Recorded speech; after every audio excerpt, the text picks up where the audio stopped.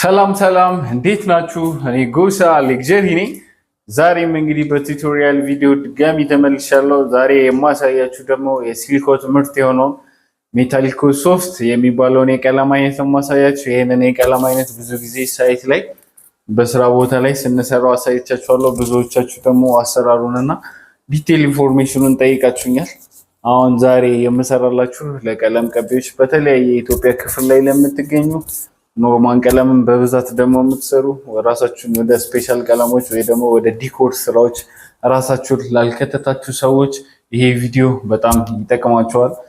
መረጃ አይናቅም አይደነቅም። ሞር ግን ራሳችሁን ለማሻሻል እና ያላችሁ ሙያ ለማሻሻል ወይንም ደግሞ እዚህ ኢትዮጵያ ውስጥ ያሉትን ኢንፎርሜሽኖች በቀላሉ ተረድታችሁ ራሳችሁን ካለው ቴክኖሎጂ ጋር ለማራመድ ይጠቅማቸዋል እና ይሄንን ቪዲዮ ላይክ አድርጉት፣ ሼር አድርጉት፣ ፋቮራይት አስገቡት። እንደዚሁም ደግሞ ሀሳብና አስተያየታችሁን በጎም ይሁን መሻሻል ያለባቸውን ነገሮች ደግሞ ኮሜንት ላይ ጻፉልኝ።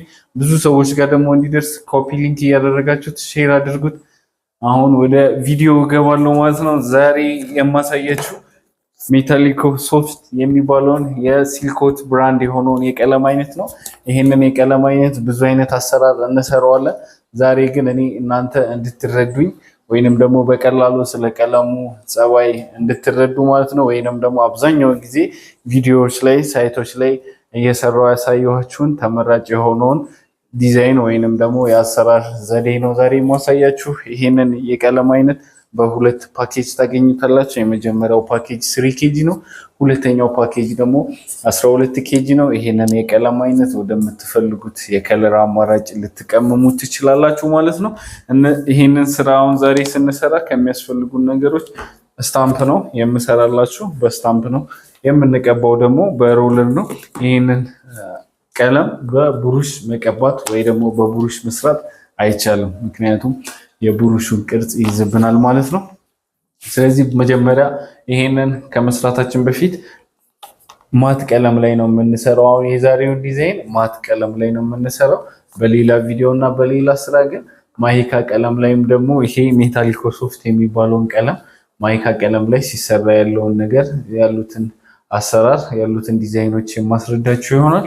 አሁን ባክግራውንዱን ልቀባና ከባክግራውንዱ በኋላ ደግሞ ትንሽ ባክግራውንዱ እስከምትደርቅ ስለ ቀለሙ አንዳንድ ኢንፎርሜሽን እሰጣችኋለሁ። የቀለሙ ከለር እንደዚህ እንደምታዩት ነው፣ ነጭ ነው። ይሄ የፋብሪካው ከለር ነው ማለት ነው። አልቀመምኩትም። እናንተ ግን ወደምትፈልጉት የከለር አማራጭ መጠቀም ትችላላችሁ። ብዙ ጊዜ እኛ ይሄንን ቀለም የምንጠቀመው ኮሊደር ላይ የተለያዩ ቦታዎች ላይ ነው። በናቹራል ከለሩ ነው የምንጠቀመው። ግን ያው እናንተ ወደምትፈልጉት የከለር አማራጭ መቀመም ትችላላችሁ። አሁን ይሄንን ስራ ለመስራት በመጀመሪያ መስራት ያለብን ይሄንን ቀለም በቀጭኑ ከተቻለ እንደዚህ አሁን ሳይት ላይ ስንሰራው ትንሽዬ እንቀንስና በውሃ እናቀጥነዋለን። በውሃ ካቀጠነው በኋላ ልክ እንደዚህ እንደ ባክግራውንድ የምንቀባ ይሆናል ማለት ነው። እኔ አሁን እዚህ ጋር ሳምፕል ስለምሰራና በጣም ትንሽዬ ስለሆነ የምሰራው አልበጠበጥኩትም። እናንተ ግን ትልቅ ቦታ ላይ ስትሰሩት ይሄንን ቀንሳችሁ በውሃ ከበጠበጣችሁት በኋላ በትልቁ ሮለር ሙሉ የሚሰራውን ፓርት እንደዚህ ትቀቡታላችሁ። ይሄ ሁለት ስቴፕ ነው ያለው። የመጀመሪያው ስቴፕ ምንድነው? ይሄንን ባክግራውንድ መቀባት።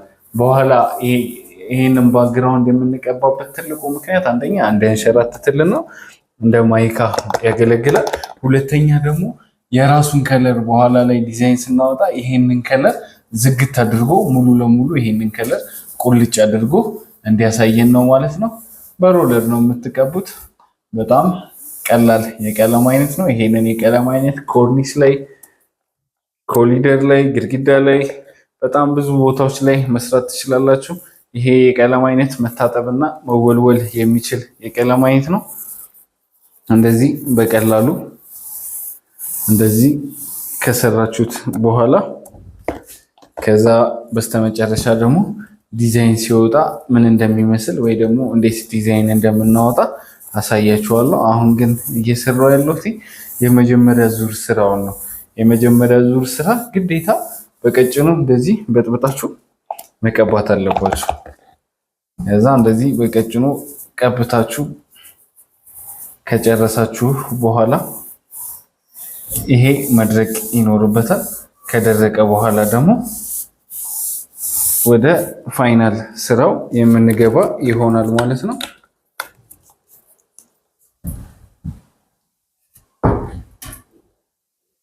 ይሄንን የቀለም አይነት ስትሰሩ ቲም ወርክ ነው፣ በግሩፕ ነው የምትሰሩት። በትንሹ ይሄንን ስራ መስራት የሚችለው 2 ሰው ነው። አንድ ሰው ለብቻው መስራት አይችልም። ምክንያቱም አንድ ሰው እንደዚህ ይቀባል፣ አንድ ሰው ደግሞ ዲዛይን ያወጣል። ባክግራውንዱን መስራት ምናምን አንድ ሰው መስራት ይችላል። ወይ ደግሞ ማንኛውም ኖርማል ቀለምም የሚቀባ ማንኛውም ሰው ይሄንን የመጀመሪያ ዙር ስራ መስራት ይችላል። ቀላል ነው፣ አይከብድም። ምንም የሚከብድ ነገር የለውም። ግን ደግሞ ቀላል ነው ብላችሁ ደግሞ ስራ እንዳታበላሹ። ልክ እንደዚህ በስነ ስርዓት ባክግራውንዱን ቀብተን ከጨረሰን በኋላ ይሄ እስከሚደርቅ እንጠብቀዋለን። ይሄ ከደረቀ በኋላ ደግሞ ያኛውን ቀለም ድጋሚ በወፍራሙ እየቀባ ነው በዚች ባሳየዋችሁ በስታምፓ ዲዛይን የምናወጣለት ይሆናል ማለት ነው። ስታምፕ ወይ ደግሞ ተች እያደረግነው ዛሬ እኔ ዲዛይን የማሳያችሁ። ነገር ግን ይሄንን ቀለም እናንተ የፈለጋችሁትን አይነት አሰራር መስራት ትችላላችሁ። ለምሳሌ አሁን እኔ የምሰራው ዛሬ በዚች ነው። እናንተ ግን በፌስታል፣ በካርቶን፣ በጨርቅ ይሄን አይዲያ በመጣላችሁና የእናንተ አይምሮ በፈጠረላችሁ ልክ የፈለጋችሁትን ፓተርን መስራት ትችላላችሁ። ከእንደገና ደግሞ ይሄንን ስራ በሌላ በመመስራት ትችላላችሁ። ማይካ ቀለምና ማት ቀለም ልዩነቱን በሌላ ጊዜ ያስረዳችኋለሁ። ማይካ ቀለም ላይ ከቀባችሁት በኋላ ይሄንን ቀለም ታቀጥኑትና ወደምትፈልጉት የከለር አማራጭ ቀመማችሁ አንድ ሰው ይቀባል። አንድ ሰው ወይ በስፖንጅ ወይ በሮለር ወይ በተለያዩ ነገሮች ዲዛይን ማውጣት ወይንም ደግሞ ፓተርን በመስራት ዲኮሬሽን መስራት ትችላላችሁ ማለት ነው። ይሄ ሜታሊኮ ሶፍት የሚባለው ቀለም እኔ እንኳን በትንሹ ከ20 በላይ ስራዎችን እሰራበታለሁ። እናንተ ደግሞ ከዛም በላይ መስራት ትችላላችሁ ማለት ነው። በጣም ለፈጠራ ስራ በጣም ምቹ የሆነ የቀለም አይነት ነው። ለምሳሌ አሁን እነ ፐርል እና እነ ሳፋሪ የሚባሉትን የቀለም አይነቶች 2 ወይ 3 አይነት አቀባብ ብቻ ነው ልትቀቧቸው የምትችሏቸው። ይሄኛውን የቀለም አይነት ግን በስፖንጅ፣ በላስቲክ፣ በካርቶን፣ በስታምፕ በጣም በብዙ አይነት ነገሮች ዲዛይን እያወጣችሁ ልትሰሩት ትችላላችሁ ማለት ነው። በጣም ቆንጆ ቀለም ነው። በጣም ምርጥ የቀለም አይነት ነው።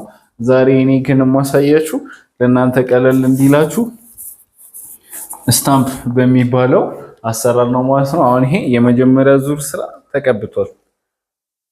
በኋላ የምንሰራው የቀለም አይነት የዚህን ከለር ስለሚይዝልን ይሄንን ከለር ቁልጭ አድርጎ እንዳያወጣለን ምንድነው የምንሰራው? መጀመሪያ ይሄንን ሜታሊኮ ሶፍት እንቀባዋለን አቅጥነን። እኔ አሁን እዚህ ሳምፕል ስለሆነ ነው ከወፍራሙ ላይ ቀንሼ የቀባሁት። ትልቅ ግድግዳ ሲሆን በውሃ በጥብጣችሁ ትቀቡታላችሁ ማለት ነው ባክግራውንድ። ከዛ ፋይናል ላይ ግን እቺን ስታምፕ ስለሆነ ነው የምጠቀመው። ስታምፓን እንደዚህ ቀለም አስነካታለሁ። አሁን ልክ እንደዚህ እንደምታዩት ቀለም የማስነካበት ምክንያት ቀለም እንዳይቦጭቅብኝ ነው። ከዚህ ላይ በኋላ በምሰራበት ሰዓት ላይ ቀለም ከዛ ላይ እንዳያነሳብኝ በመጀመሪያ እኔ ራሴ ቀለም አስነካዋለሁ። ይሄንን ለምን በኋላ እዚህ ለዲዛይን ብዬ የቀባሁትን ቀለም ቦጭቆ ይወስደዋል። ይሄ መጀመሪያ ቀለም መጥገብ አለበት። በስነ ስርዓት እንደዚህ በሮለር በስነ ስርዓት እንደዚህ አዳርሳችሁ ከቀባችሁት በኋላ ይሄንን ካዘጋጃችሁት በኋላ ነው ወደ ስራ መግባት የምችሉት። ይሄንን ቀለም ካልቀባችሁት እዚህ ላይ የቀባችሁትን ቀለም ይወስድባችኋል ወይንም ደግሞ ይቦጭቅባችኋል ማለት ነው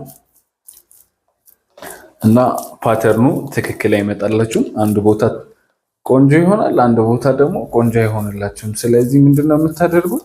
በስነ ስርዓት እንደዚህ ይሄንን ስታምፖን መስሪያ ከሆነ እንደዚህ እንነካታለን። እንደዚህ ቀለም እናስነካታለን በስነ ስርዓት ሁሉንም ቦታ ቀለም ከነካው በኋላ ይሄንን ተች ስናደርግ ቀለም አይወስድም። ይሄ ቀለም ስለጠገበ። ይሄንን በደረቁ ግን ከነካችሁት ከዚህ ላይ ቀለሙን ያነሳባችኋል። ከዛ በኋላ እየለመደ ሲመጣ ስለማያነሳ ሁለት አይነት ፌዝ ወይንም ደግሞ ሁለት አይነት መልክ ይኖረዋል ማለት ነው። ስለዚህ ግዴታ ተመሳሳይ መልክ እንዲኖረው ምን ማድረግ አለባችሁ? ስታምፓችሁን እንደዚህ በስነ ስርዓት እንደዚህ ቀለም ታስነኩታላችሁ።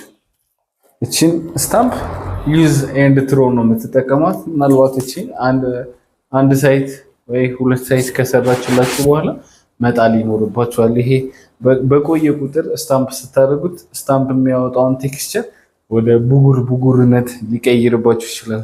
ከአዲሱ ጋር እኩል አይነት ቴክስቸር አይሰጣችሁም። ስለዚህ በየሆነ ሳይቱ ልትቀይሩት ይገባል ማለት ነው። አሁን እንግዲህ የመጨረሻ ስራውን ልሰራላችሁ ነው። ትንሽ ደርቋል። ስለደረቀ የመጨረሻውን ስራ የምንሰራው እንዴት ነው? ያልተበጠበጠ ውሃ ያልገባበት ቀለም እናመጣለን። ምንም ውሃ የሌለው ቀለም በስነ ስርዓት ብቻ ነው የምትበጠብጡት እንጂ ምንም አይነት ውሃ እዚህ ውስጥ አትጨምሩ።